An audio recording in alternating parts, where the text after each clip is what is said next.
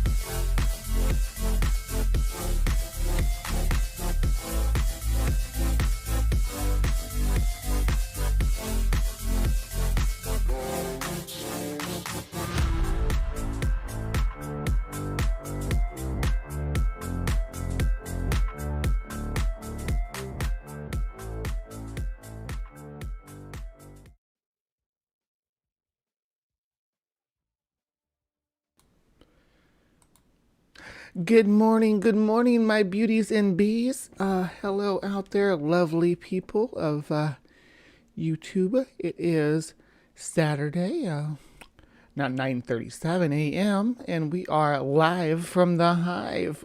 Hello, and welcome to the show.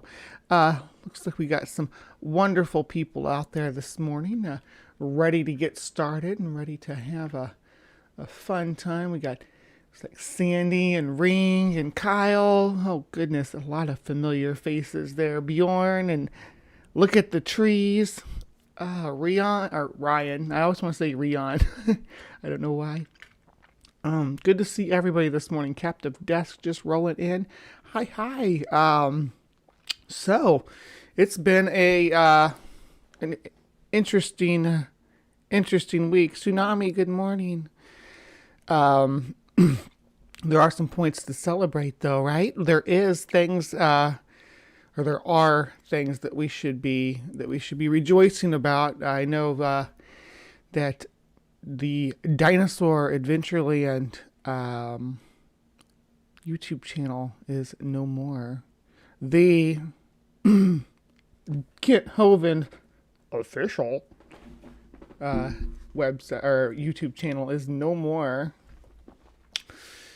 And so there's still Doc Dino out there, so keep your eye on that one. You see anything, get it. But I think he shouldn't be allowed to have the Doc Dino site or page anyway, because of TOS. You get your channel banned for violating TOS. I think that you trying to pop up a new second channel is problematic to say the least.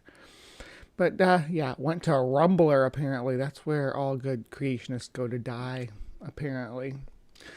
And I mean that in the figurative sense of their of their ability to create content. I'm sorry, I took a nasty drink of my coffee. I'm always having throat issues. I wonder if this is the COVID, or maybe it's because I smoked too much weed. It's probably the second one, huh?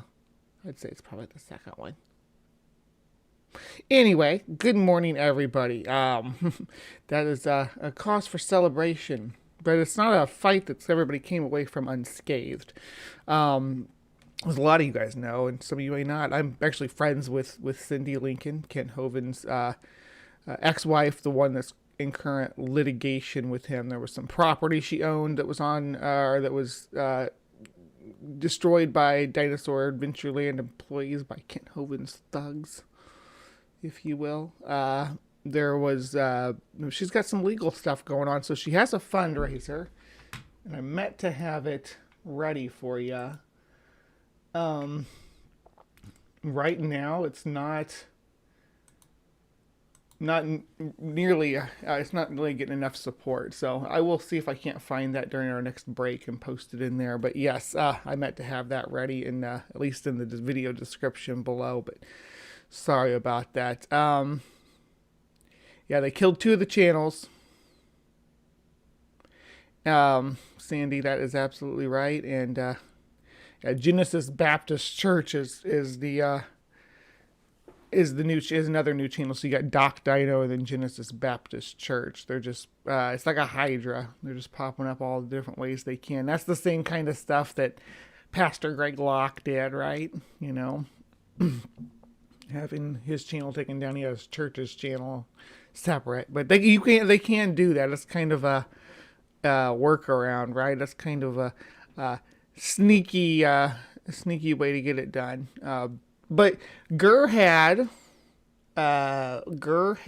Praise I Am on last night with Olive and Sparrow, and Knock had them on yesterday, I believe. Before that, I went into Knock's stream later that day because I had my own stuff going on. You know, I got my own things I got to take care of, so I couldn't just pop in there and engage with them directly about this Hovind stuff. But actually, the thing is that when I talk to Praise next, I want it to be about the topic that I want to talk about. I want to, because all the time these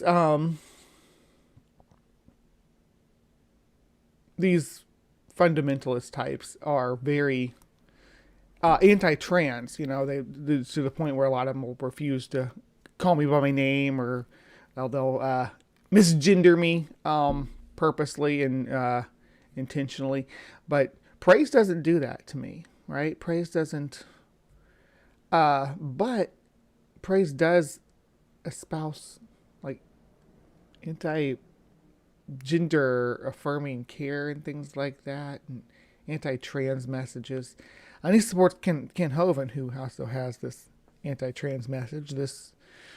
He supports Matt Powell. So I would like to pick Praise's brain about that. And I don't mind if he brings his girls with him, if he brings Olive and Sparrow with him. I'd talk to all 3 of them.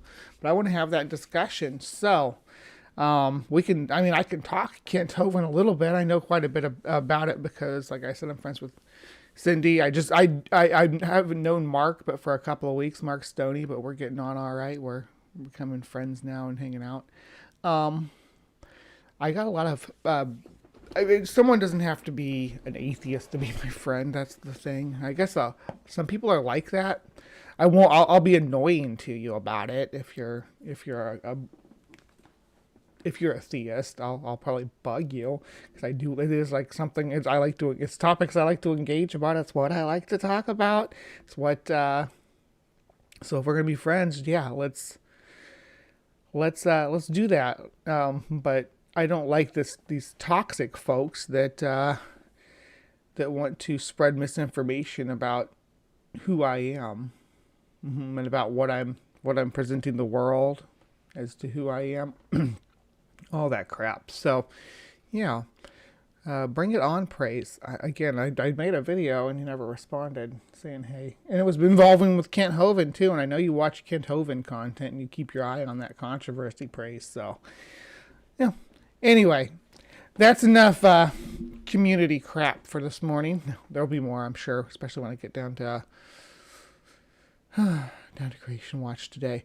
But we're going to start off doing something I've not done on this channel before, and it's kind of surprising to anybody who watches my content regularly that I wouldn't have covered this.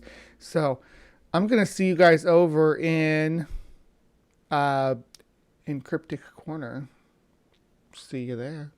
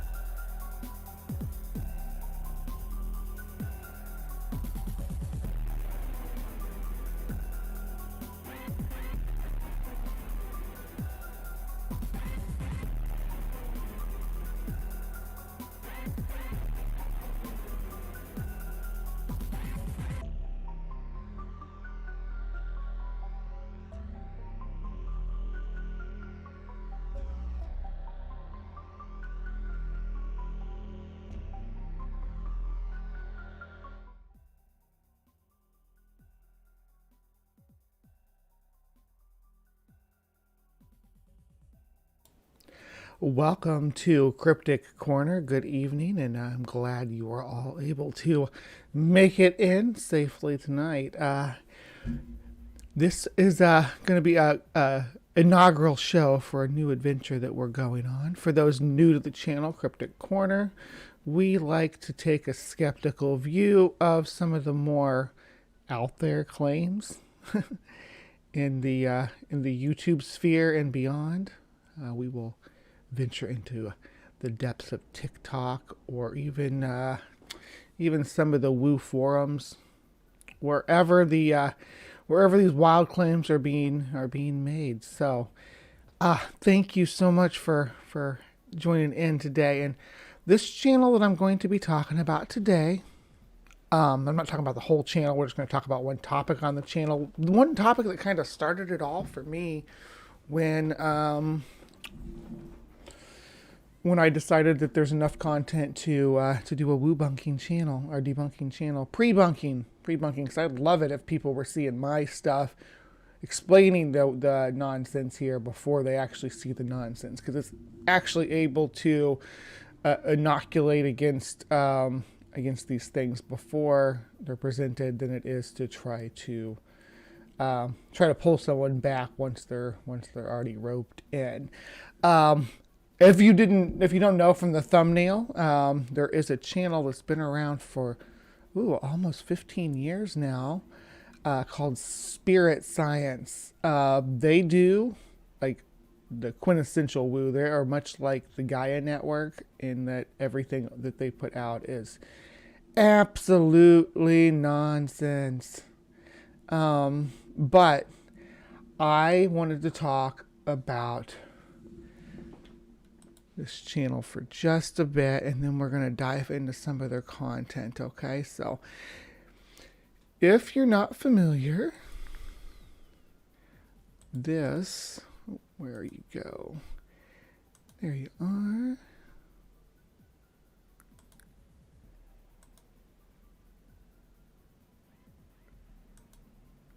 This is CREATIONIST. All right. CREATIONIST has 1.29 million subscribers. They have an ongoing radio broadcast. They've got a lot of videos going back to like 2010-ish, I think it is, 2009 maybe. They go way back. They've been doing this for a long, long time. And they used to pop up, people debunking them in my feed all the time.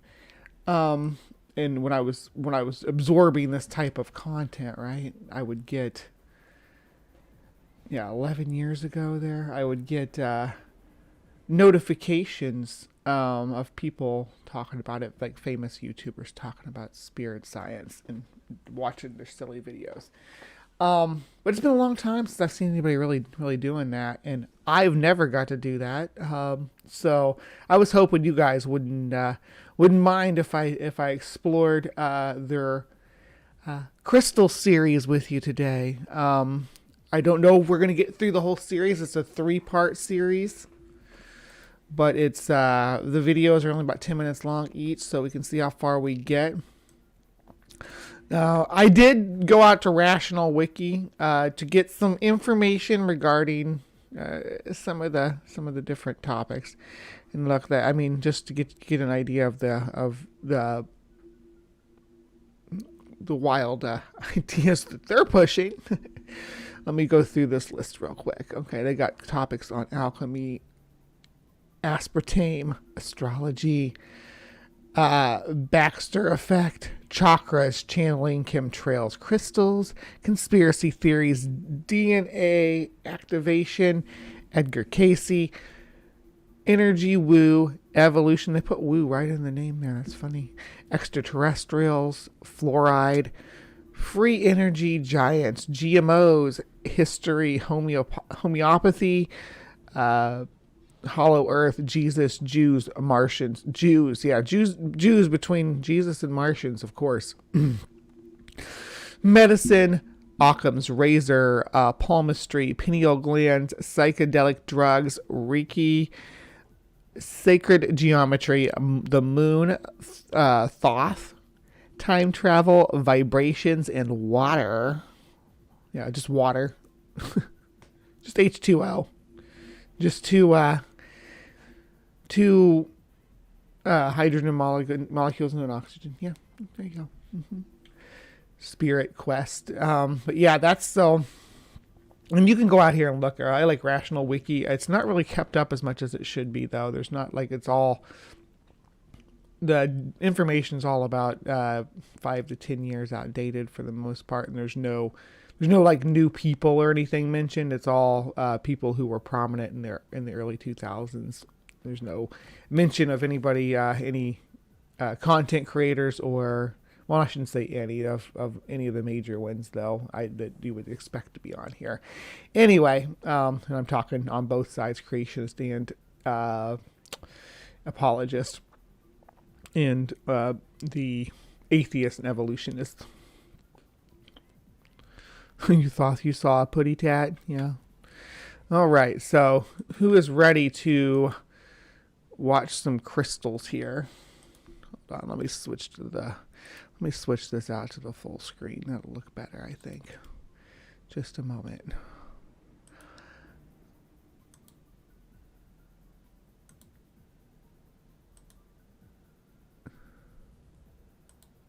There we are. That looks much better. Okay. Let's do this, team. Let's swarm. Crystals, what are they? No, seriously, look at all these amazing structures and forms. They're beautiful, they're powerful, and they're life. Crystals are the essence of life, man. Crystals are yeah, I agree with everything up until the life part. Crystals are not life. Manifesting within the earth, the blossoms of the mineralogical portion of the earth. Recognition of these energies and forms of crystals can greatly benefit your personal growth. It is a very basic consciousness, not as intricate or advanced as some life on Earth. I wonder if this whole thing is going to be because crystals grow, they're alive, right? If that's the case. Crystals definitely don't have the thinking capacity of humans, or even the biological reproductive systems of plants, but they are life. And today I'm going to show you how this works. But they are life, he just asserts it. And again, this is Spirit Science 13, Part 1, Crystals. There's 3 parts to this crystal section.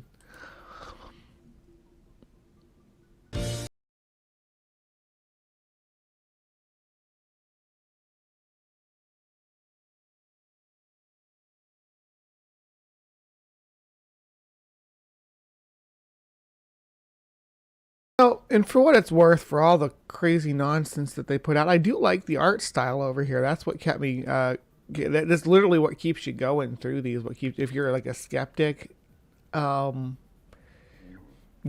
narrative, it reminds me, or the art style reminds me of that show Primal, where the caveman and the dinosaur that like team up and fight monsters and stuff. Yeah, the art style reminds me of that.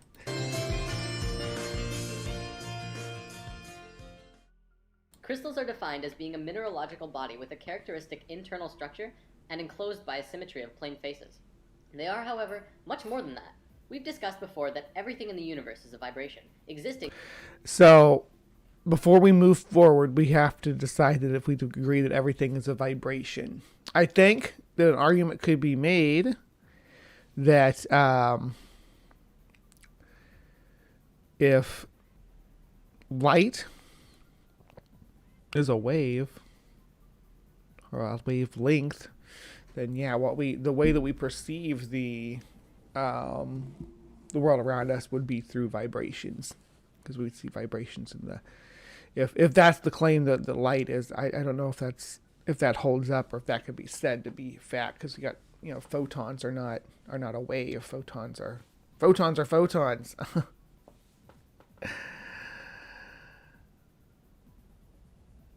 Through many different frequencies at once.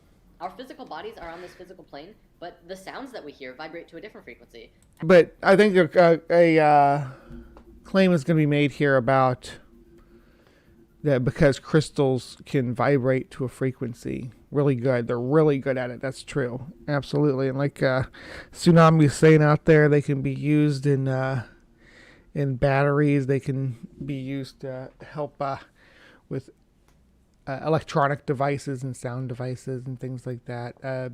But they are not alive. They're not actually producing their own frequencies. They're carrying frequencies of the environment around them.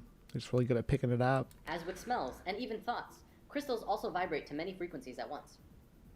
Health is the natural state of any form in the universe. Considering the vibrational existence of reality, health comes when the frequencies of anything are in balance and harmony with itself. When patterns of energy are disrupted, we experience a state which... I like how it looks like there's fart gas clouds around the disrupted person. This one gets like a super like egg thing on them. Perfect balance of every hue. It's all... How do you know it's perfectly balanced? Because it says so.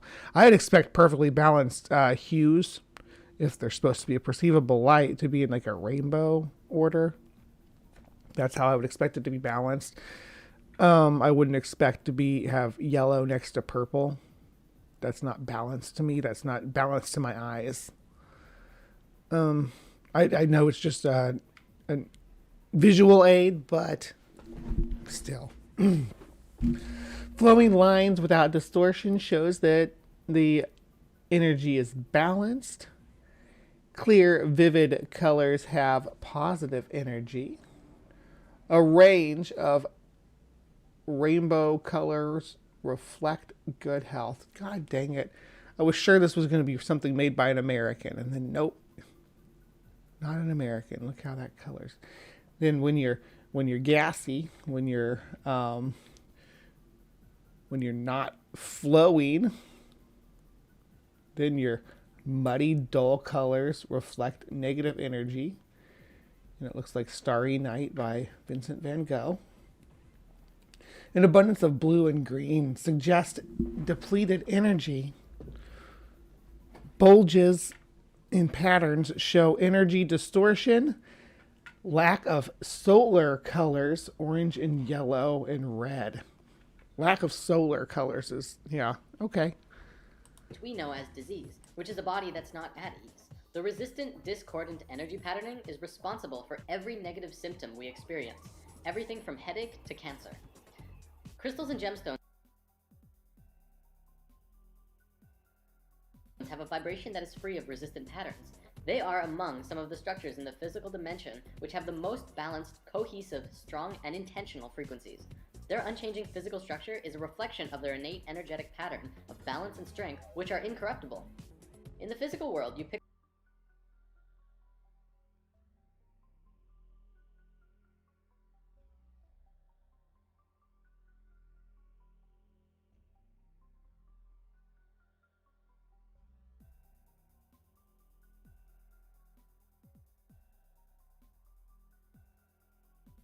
pick up a crystal and feel it as something separate from you that you're just holding. But on higher frequencies, you're actually interacting with that stone energetically. This interaction then causes changes to your structure and psychology through your own energetic systems. It begins a process of rebalancing the energetic structure of your body, and in a sense, can help you heal. Now, consciousness is of course the determining factor of if you are going to be accepting of these new frequencies coming into your being through crystals. I'm not going to say crystals will heal you.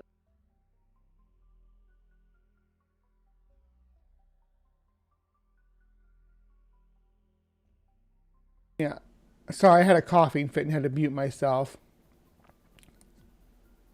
The last bit, yeah, I was just talking about crystals that you can change the frequency of a crystal just by reshaping it, right? By changing which directions the facets point and all that stuff. You can restructure a crystal to vibrate on a different frequency. Yeah, thank you guys. I know I was muted. Of course I was. I have to do that at least once a show, right, kids? That's how it works. Thank you. I love you guys. Sorry, it's the like 30 seconds or so delay on the me getting your messages from when I'm putting stuff out. So there's every time I forget to unmute, there's at least going to be 30 seconds of me just moving my mouth and talking to you guys when you can't even hear me. All right. Because if you fight them and are non-receptive to these frequencies, you will continue to create the disharmony within yourself. Ultimately though, crystals can be used to retune your whole being back to a state of harmony and flow. Crystals have been used and revered since the dawning of civilization. In fact, the Christian Bible refers to crystals over 200 times. Precious stones were used in the foundation of New Jerusalem. They were also used in the breastplates of Aaron, the Hebrew high priest. Crystals have been discovered in the ruins of Babylonia and in ancient tombs of Egyptian and Chinese rulers. This wouldn't be spirit science without some sacred geometry, though. Remember the 5 platonic solids? Science understands that five platonic solids. If it comes out not a solid, you call your doctor and tell them about it. But yeah, this is just sacred geometry, which was kind of the jumping off point for this channel. So yeah. Anyway, all atomic patterns and molecular structures were based on these 5 forms. They create the forms that the universe manifests through. Well, that the universe manifests through, and then we got like a mandala. Here's the atomic structure of a beryl crystal. It's the flower of life, the creation pattern flowing through the structure of this crystal. Now, not all crystals... That's just a mandala, right? Like just a bunch of circles. Am I wrong? Crystals are like that molecularly, but they are very geometric. There are 6 categories of crystals. Of course, there are lots and lots and lots of kinds of crystals, but no matter how many there are, they will always be in one of these categories. Isometric, tetragonal, hexagonal... Let's see here. So, yeah, here's more of our sacred geometry. About the different crystalline patterns found in nature. That crystalline patterns exist. I don't know that that's necessarily a proof of like them having magic vibrating powers, but we'll see. Orthorhombic, monoclinic, and triclinic. For the most part, all of these systems are derived from the hexahedron, also known as the cube. One of the biggest things about crystals is that they can transmit frequencies. From a metaphysical perspective, we can transmit thoughts and emotions through crystals, but scientifically, does that make sense? Would you believe it if I said that pretty much all of modern computing technology was based on the living element of crystals? Consider the radio. The first radio was a crystal set. They would cut a piece of quartz crystal and touch a wire to it. The frequencies transmitted through the crystal. The quartz! That's right. The molecular arrangement, of course, is very stable and has a measurable frequency. And because of this, it can be used in basic technology. Right, because it carries a vibration of the sounds and in the frequencies of the information it's receiving, and it can carry it through. It can actually amplify it. That's why they used it. Still used in some high-end microphones. You can still get high-end microphones with real quartz in them. One of the musicians that I used to run around with in the early 2000s used to really brag about his fancy microphone with the real quartz in it, but I didn't hear any difference, but I humored him.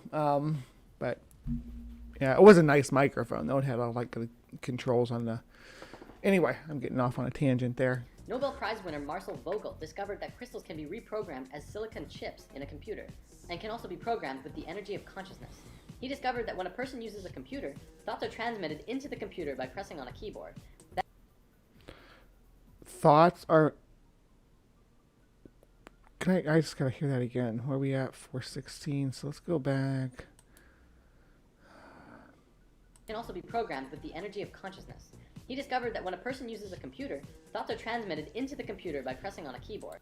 Who discovered that? Wait a minute. No, this is... Where... This guy? Be reprogrammed as silicon chips in a computer, and can also be programmed with the energy of consciousness. No, okay. There was the leap. Did you hear it? Right there. Discovered that silicon chips could be used in the computer. And to transfer consciousness into it. What? No. What? He discovered that when a person uses a computer, thoughts are transmitted into the computer by pressing on a keyboard. That information... Thoughts are transferred... Okay. Okay. I guess I don't disagree with that. Thoughts are transferred into a computer by using a keyboard. Yes, I can type... Okay, I'm with you there, Spirit Science. I can type my thoughts. Chat confirm. Chat confirm. I can type my thoughts. And they show up on a computer screen, on the monitor that's hooked into my computer. I am inputting my thoughts into the computer by crystals. Okay, we're here. Information is stored in silicon chips via the medium of electricity. I don't know why it's buffering. Hope I'm not buffering. Am I buffering? Thought is a form of energy which can be given direction through what we call intention. He concluded, due to this discovery, that crystals could also be programmed without the need for electricity, by using just thoughts as the informational... Okay, so yeah, and exactly what Ring said. If thoughts can be transferred, if typing on a keyboard is transferring thoughts through crystals, is writing it down with a pen on paper, is it transferring thoughts with ink through through tree pulp medium? Hey, Mark. Energy. Another interesting find is that quartz is composed of silicon and oxygen, a combination known to geologists as the building block of all minerals. The living element within crystals. The living element within crystals, guys. Here it comes. Is silicon. Science found in the 50s. Crystals are silicon-based life, apparently. Who knew? I guess like the alien from the Alien series, the xenomorphs. They are crystals.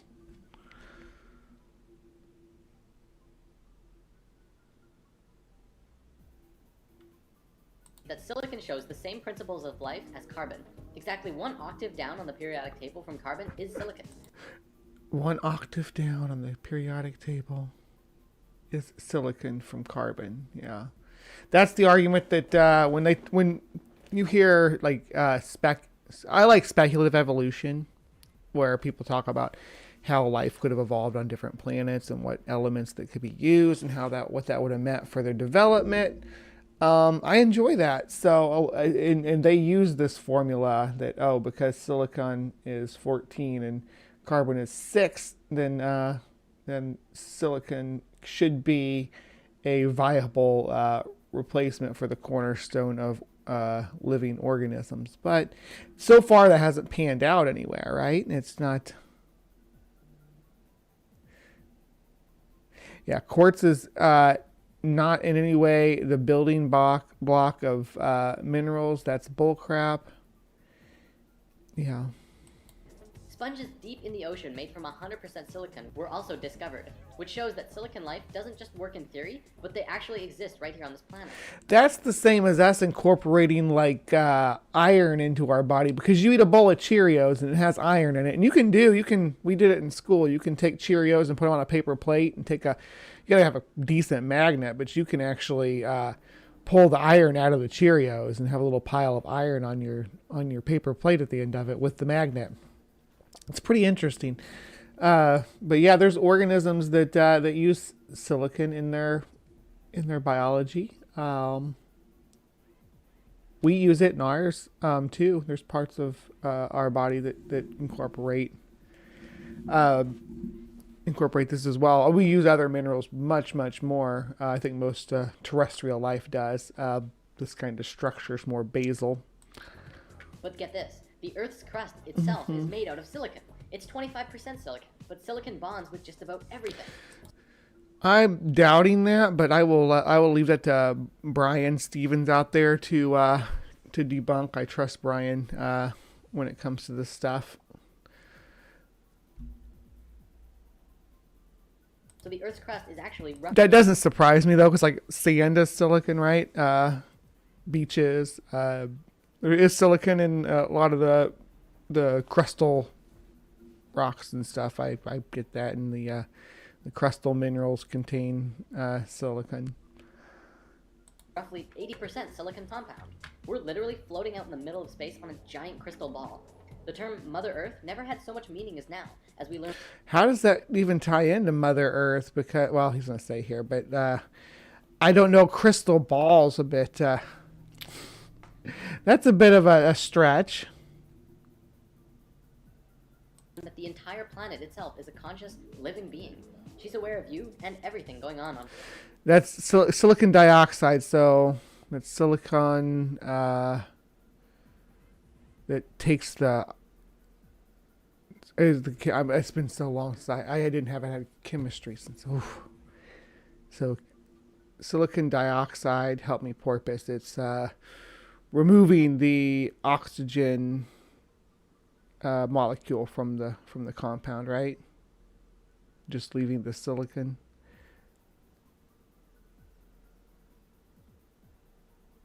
Okay, yeah. Her body. The energies within crystals are universal. Therefore, when you connect with a mineral and are open to receiving what it has to offer, and begin to play creatively through your higher self, you can contact and synthesize the energies from which the entire universe is comprised. This is why crystals are so powerful, and why they must only be used to the highest consciousness of the individual.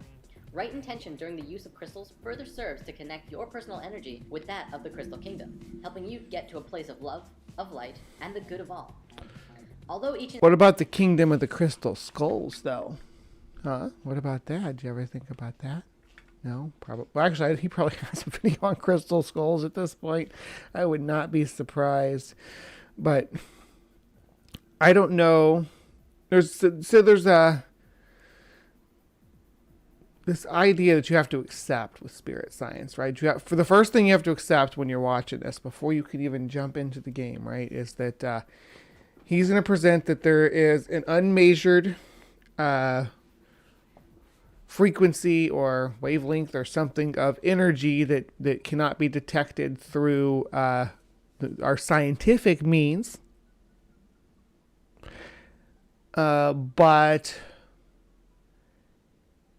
is present and able to be detected through ancient woo, like third eyes and chakras and aura reading and all this stuff, and you can manipulate it with magic crystals and things like that. So you got to jump off with that point, because if you come in here arguing that but this energy doesn't exist, or there's no proof that this energy you're talking about exists, you're losing the point. You can't. It's like if you wanted to talk to, again, about like a young Earth creationist about evolution. They keep going back to abiogenesis.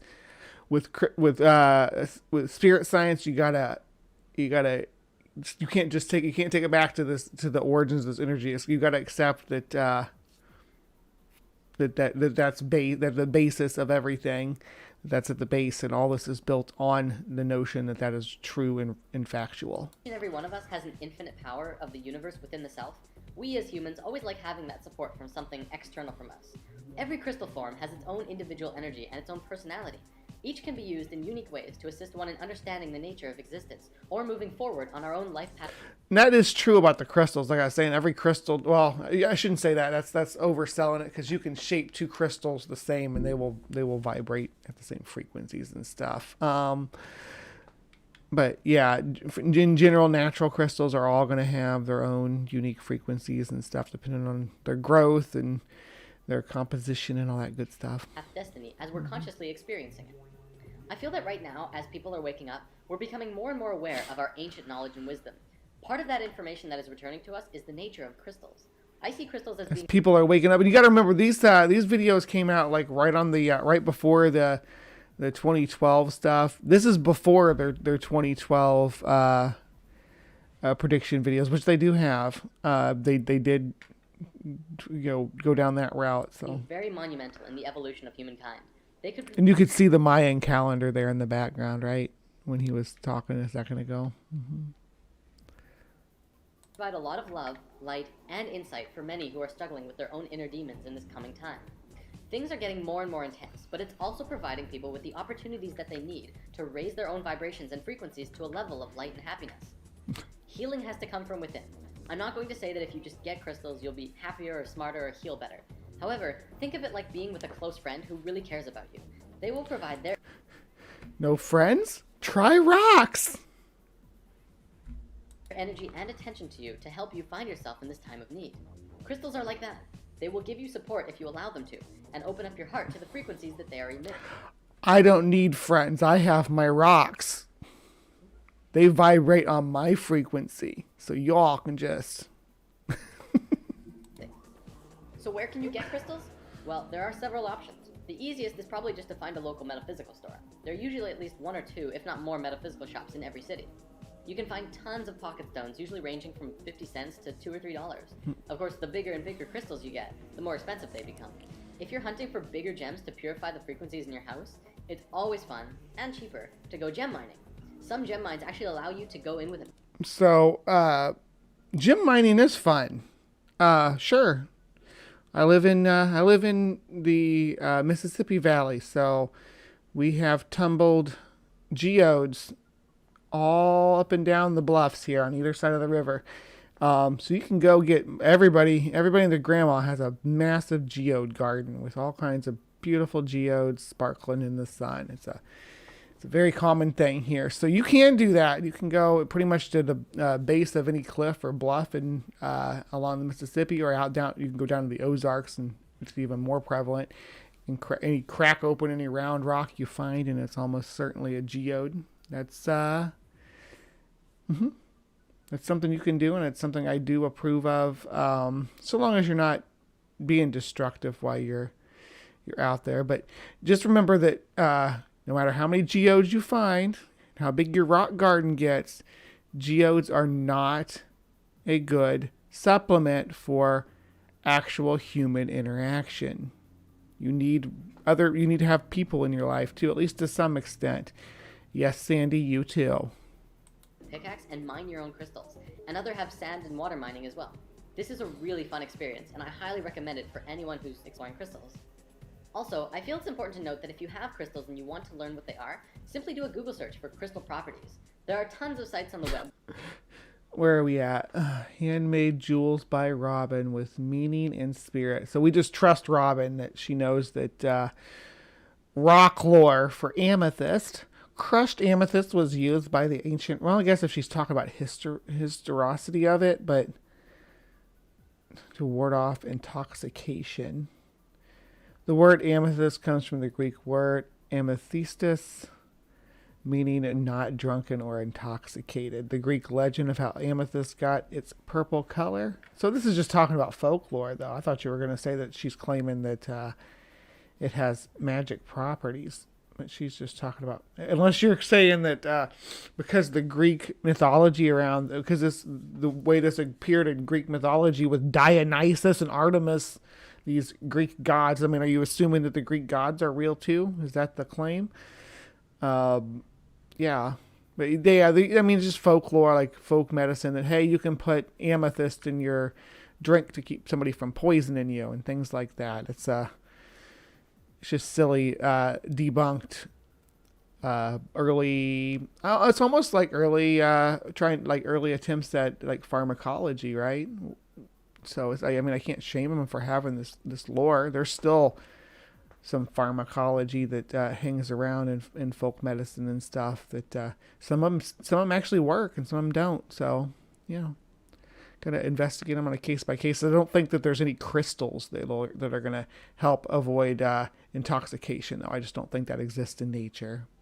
Which provide information on the particular frequencies or personalities of crystals. Crystals and gemstones are one of the most powerful tools available for us. Ooh, that's a pretty one, though. I want one of those. In the physical dimension right now. And like all tools, the key to maximum utilization is to learn how to consciously implement the tool. If we consciously recognize that our own electromagnetic fields are impacted by the energetic quality of each crystal and gemstone. Is your electromagnetic field impacted by crystals and gemstones? Let me know in the comment section below. We would see that they create an alchemical response within our own bodies and alchemy. Oh, here we go. Alchemy, an alchemical response. So alchemy is not a thing. It's just early science and chemistry and pharmacology, all mixed together, all mushed together into a myriad of early medical research. The people that were doing this kind of stuff were usually under the thumb of a ruler, right? And were set to experiment with different substances and try to see what kind of chemical reactions, medical results that they could get from different elements in nature. That's what alchemy was all about. It is the precursor to a lot of science and medicine, and so don't knock it, but we don't use it anymore. We don't use it anymore as the basis for our medicine, for our chemistry. We took the bits of alchemy out. We've picked them out. Took them out. We said, hey, this part's right. Good job, ancient alchemists. Good job, ancient alchemists. We're very proud of you, right? Picked it out, and now we have medicine here, and we have chemistry there. Awesome. Good job. The rest of it is nonsense. Let's throw it away. Dionysus isn't real. Artemis is not a thing. I'm sorry to my pagan friends out there too. If you are a what do you call yourself when you do the Greeks? I guess I don't want to say Greco pagans. If there are any Greco pagans out there, I'm sorry. I mean to offend you. I guess that they do exist to some extent, but all the pagans that I went around with, especially the Hellenistic pagans, that's the term I was looking for. All the Hellenistic pagans that I have met in my life didn't actually believe that the gods were real physical beings that lived on Olympus and engaged their thought forms. So that's the way that was always presented to me. Psychology, which would allow us to use them as the powerful tools that they are. We could use them on a daily basis to promote health, awareness, growth, and evolution within ourselves. Rose quartz, aquamarine, azure. Ooh, I like azure. Azurite. Look at that. That's some pretty stuff. I do like crystals. And the multidimensional lives we lead. There goes buffering again. I think it's because I keep stopping and going. It makes it buffer. Well, we're going to go into that next week. To wrap this video up, let's conclude with something really awesome. The 13 Mayan crystal skulls. What are they? Oh, here we go. What do they do? I'm going to share what Drunvalo Melchizedek has shared, but there's a lot of information available out there. Perhaps we can go into a full story another time. In a nutshell, 13,000 years ago during the fall of... I knew that there was crystal skulls in this. I knew it. I just talked about crystal skulls recently, but I knew that they'd come up here too at some point. Atlantis, the Maya took their calendar and left Atlantis. During this time, they carved a large crystal skull out of quartz crystal and held a ceremony. Okay, so thank you, Porpoise. So the the people who were Greek pagans that I knew weren't even Greek. They were using Roman terminology. That's so funny. It is a derogatory term that people use, but they call them trailer pagans, where they just make up shit about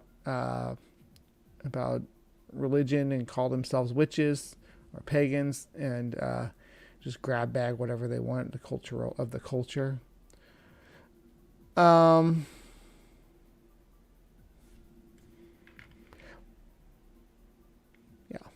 Person who was trained and prepared would consciously drop their body and enter into the skull, where they would reside within for the next 13,000 years.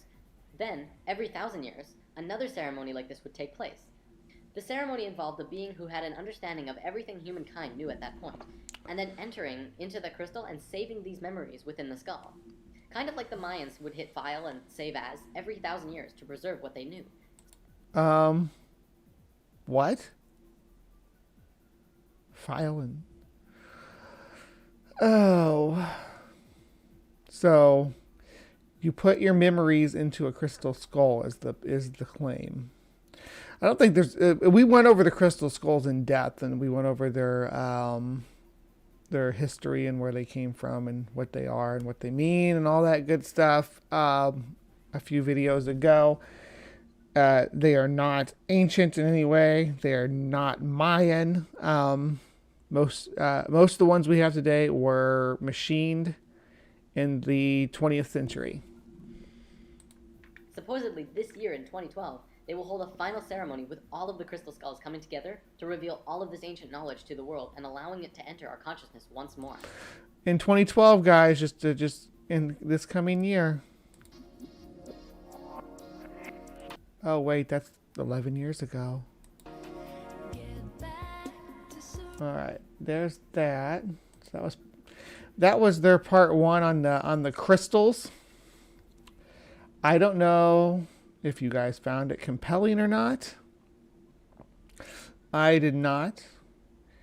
Let's hear what they say about their crystal section here. It is repeatedly claimed that crystals are alive, possess magical properties, and can heal people, even though Jordan himself admits that they lack reproductive capabilities or human sapience. They are nonetheless alive and have willpower. Crystals can get tired of their owners and jump out of their pocket whenever they want. Another problem comes with the issue of healing properties. It does not work unless the person believes it will, thereby making crystals a mere placebo effect. A placebo cannot cure anything, relieving some symptoms instead. Anyway, crystals supposedly heal people by increasing their frequency of their aura. As these forms of energy are undetectable by technology, the claim is neither falsifiable or scientific. And I think that about sums it up, right? That about sums up what we have to say about our good friends over at Spirit Science. This has been Cryptic Corner. Thank you so much for joining in on the conversation. And if you have any thoughts or opinions about this, leave them in the comments section below. If you're watching this on Cryptic Corner on Friday night, you have a good night, and we will see you live from the Hive tomorrow morning. If you are, then please remember to be kind and take care. And now everybody that's sticking around for the rest of Live from the Hive, this is just the end of part one, Cryptic Corner. We will be moving into part two, which is going to be CreationWatch in just a few short minutes. So please enjoy these promotionals from the community, and I will see you over there in CreationWatch.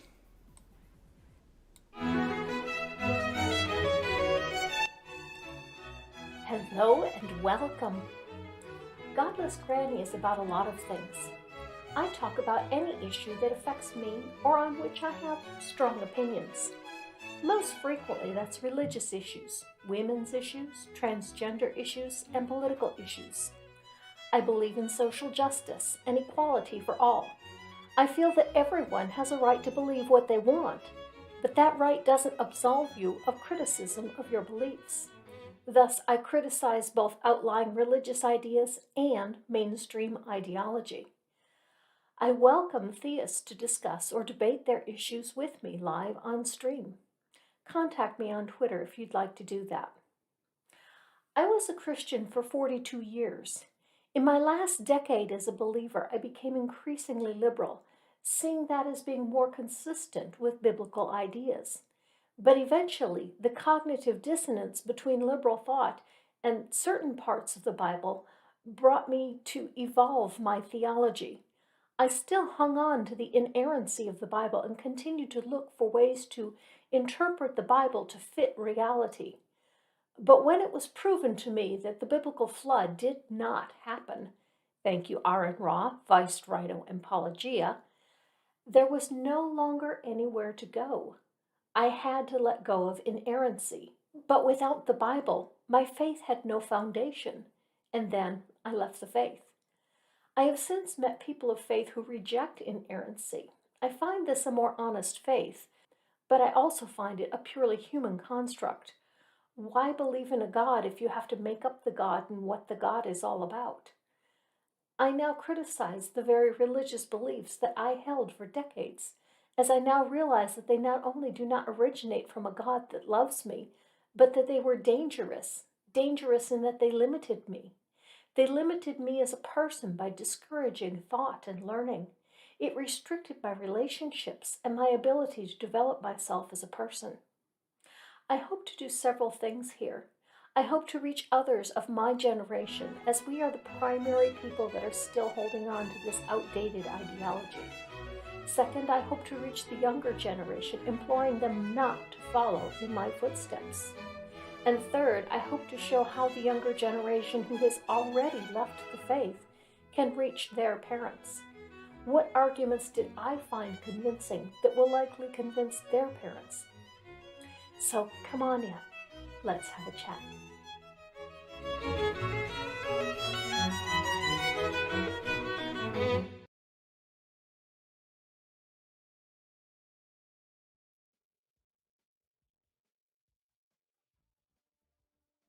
There were giants in the earth in those days. Genesis chapter 6. Evolution believers, and by the way, you have to believe in evolution. You don't accept evolution, you believe it. Stop saying you accept it. You can only accept the truth. You have to believe something else, and evolution is a religion. They want you to think that man started off small, like a chimpanzee, and got bigger, better, stronger, smarter. Ancient man was probably much bigger and smarter than modern man. I hate to skip a whole hour's worth of stuff, but if you watch my video number 2, I'm going to skip that part about the canopy above of why they lived to be 900 and why they got to be so big. But in Italy, they found in a coal mine, they found a skeleton 11'6". How'd you like to have him on the basketball team? Okay, Herman, drop the ball in the hoop right there. Okay.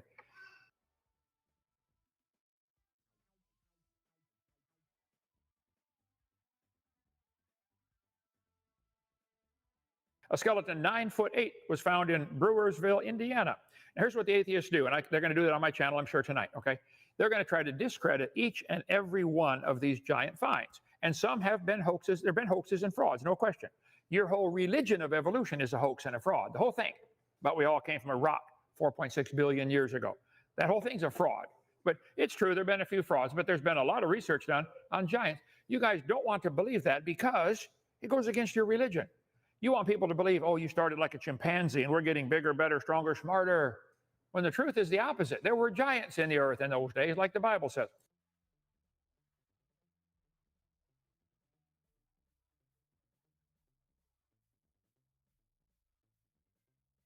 I interviewed Charles Hankley of Temecula, California. I don't know if his number is still good there. In the early 70s, he was vacationing in Virginia City, Nevada. He went to a small private museum where he saw 2 skeletons about 9 feet tall in a glass-covered pit. The owner found them in a cave. About 10 years later, he stopped to see the skeletons, but the owner told him someone from the government had taken them and would not return them.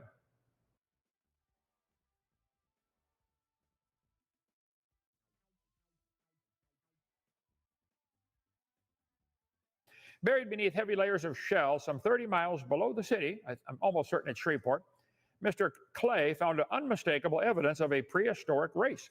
Huge bones, similar in every respect to man's, were found embedded in thick layers of clamshells. As many as a score of skeletons were found intact. Every skeleton was fully 9 feet high.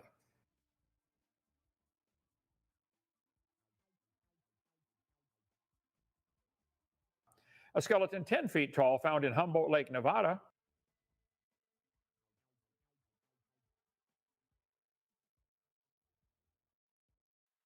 In Walkertown, Indiana, I just Googled it about an hour ago, a group of amateur archaeologists opened a mound of 1925 and unearthed the skeletons of 8 giants ranging from 8 to 9 feet long. All were wearing heavy copper armor. Through the bungling of the diggers and the disinterest of the museum establishment, why would a museum not be interested in 9-foot skeletons?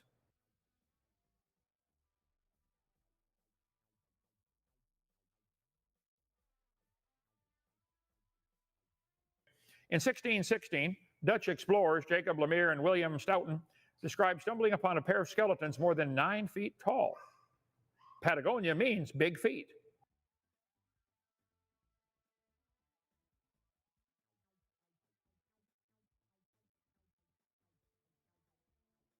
A skeleton 12 feet tall found by soldiers in Lompoc, California, 1883. The remains were reburied due to objections by local Indians. Skeleton 12 feet tall reported in many papers near Tucson, Arizona. The man had 6 toes, long hair, and a bird-shaped headdress.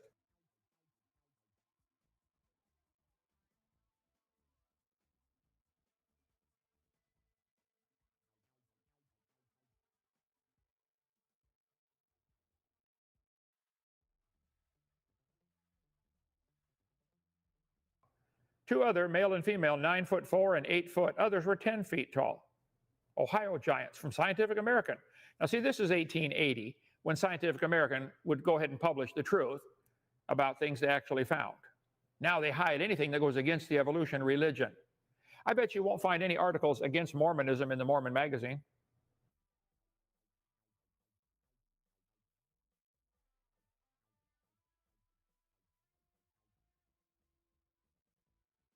A woman reportedly 7 feet tall was found with an infant.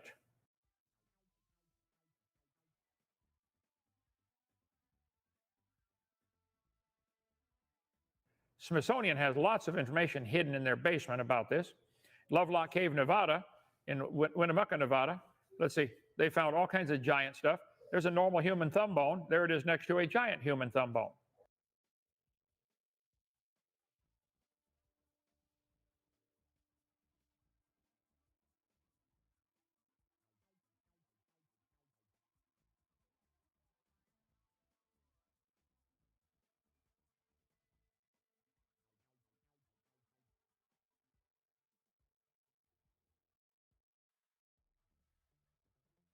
This replica is in our museum here, 47-inch femur.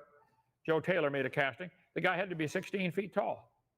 An Egyptian construction crew ran into a burial mound, found several burials of giant humans, some 16 feet tall. King Og in the Bible was 12 to 18 feet. We got the replica right here in our museum. That'd be a big fella. Large, non-petrified human jawbones in eastern Turkey.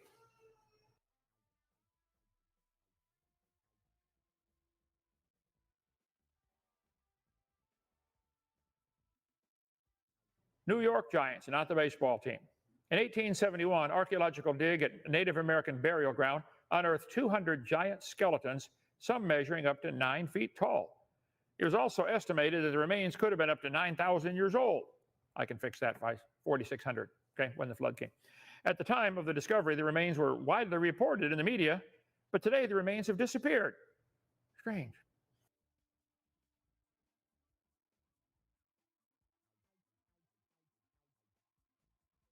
One of the most famous giant footprints found was outside someplace in South Africa. It was found 100 years ago by a hunter. Locals named it the footprint of God. The print is 1.2 meters long. What would that be, over 4 feet? Well, one footprint. And the rest of the body was sized in proportion to the foot. The giant would stand about 24 to 27 feet tall. That's a pretty good sized footprint.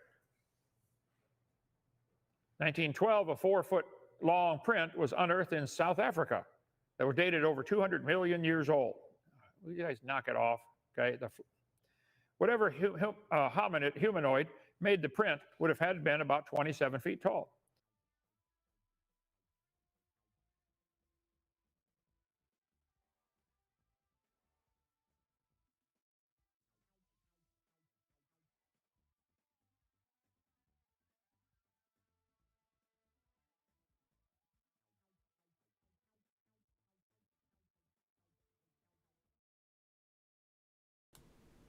Hello, hello, and welcome to CreationWatch. Thank you for joining us this evening. Hello to everybody out there in live from the Hive, because this is recorded live with my Hive every Saturday morning. If you want to be here in the live audience and maybe get your questions read, you definitely hit that subscribe button and catch us every Saturday. So thank you so much for joining in. Creation Watch is where we take a look at some of the wild claims coming from the quarters of young Earth creationism and alternative history and flat Earth lore. So the reason I led with Kent Hovind, obviously, is because we are celebrating the downfall of the Dinosaur Adventureland YouTube network, I guess you would call it. They're falling like dominoes right now. They've lost multiple channels. They've lost the Kent Hovind official, which was the main one they were broadcasting from. They've lost Matt Powell left, and I think he took his Matt Powell official with him, so that's no longer coming out of the Dinosaur Adventureland production studio anymore. So that's going to be coming out of Matt's private studio, I imagine, moving forward. Whatever he's putting out, but so that left, so they parted ways. Kent had his Kent Hovind official channel taken down. Then he had the Dinosaur Adventureland YouTube channel taken down. Now he has the Baptist Church channel and his Doc Dino channel that are still up. Last time I checked. Please feel free to go out and look and see if they're still there. I haven't looked this morning. Genesis Baptist Church. It's still up. Okay. I am not careful with the B puns. I will B pun, and that's what Tina is here for. That's what I've actually hired Tina to make sure that she doesn't have to just stick to B puns. She can do insect puns all she wants, but I actually pay Tina $17 a stream to make B puns every time she shows up. So I guess I wasn't supposed to tell you guys that. Oops. All right, but I'm not actually going to cover Kent Hovind today, but it is in Creation Watch often is about young Earth creationism today. So there are a lot of organizations that promote this idea, young Earth creationist, the biblical timeline that's based on the 6,000 years calculated through the genealogies by a bishop, I believe it was, a Catholic bishop, that stacked them all up and made a timeline about it. And I see Vandalia out there too. I just want to say this one's for you, because tonight we are going to be getting crabby with it. I had crabs in my intro too. This is kind of a crabby episode. It's been pretty crabby, and this is going to be no exception here, because we're talking about and just to reiterate, we're revisiting an old friend, Answers in Genesis, which we just covered recently too, but we covered Answers Kids and looked at their claims. Now, what their claims they're directing at children, but this one's not even directed at children. This is not just a claim about evolution, right? It's a claim about what evolutionists have said in the past. So let's go.